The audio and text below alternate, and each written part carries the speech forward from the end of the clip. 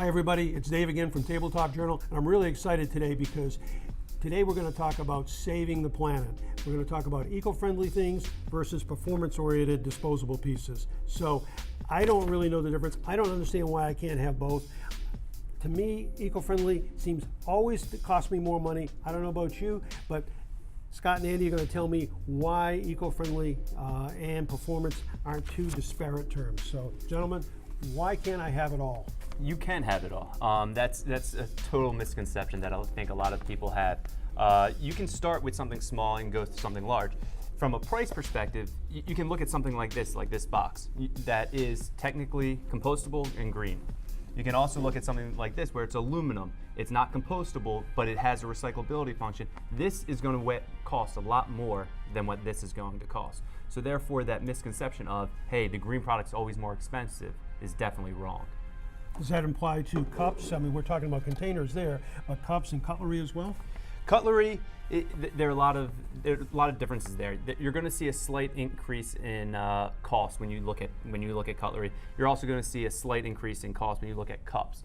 If you're going from foam to something like a compostable cup made out of PLA, you're going to see a good spread. But again, you're really not talking a lot, because if you think about it by cost per piece, you're looking at a penny, no more than 10 cents. So it's really it's a dime. It's not the end of the day. Okay, so it's relatively small cost where I have to, but it doesn't always imply, eco-friendly doesn't always imply more expensive. Correct. Good to know. How do I measure the performance when we get to the performance aspect? Scott, you were mentioning something about that before? Yeah, the performance of the containers, there's a lot of things you want to consider. One is, what type of food are you serving? Hot or cold? Does it maintain the heat? Does it keep your food cold? Depending on how far people are going from point A to B with your food. The other thing you want to look at is the quality of the food. Does it maintain the food quality? Does the product get soggy in there? We talked about vent holes in some of the products in earlier episodes. And then something else you want to look at is first impressions. People are going to take this food somewhere, whether they eat it right in your restaurant or they take it to their office or they take it home. It's going to make a first impression. How do you plate the food inside that container? Does round work better? Does square work better? Does rectangular work better? There's a lot of options that are out there. Boy, you're right about plating. I never thought, we talk about plating on Tabletop Journal all the time in the guest experience, but when you have a clear top, I never thought about how it really would look inside there. So that's really a critical point.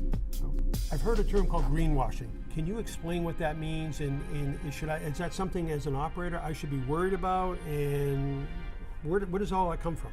You know, it's a great question, and there's so much information out there and people that aren't really that educated on it. We've done a lot of work for almost a decade now in compostable and sustainable packaging, and we've gotten a lot of education ourselves, and it continues to evolve over time. And really what you want to look at is the word biodegradable. People ran around with the word biodegradable, and it is not the same as compostable. In many cases, people are excited that they've got these products, but it's actually more harmful for the environment than it is good. So we really like to look at words like compostable. We want to look at words like recyclable.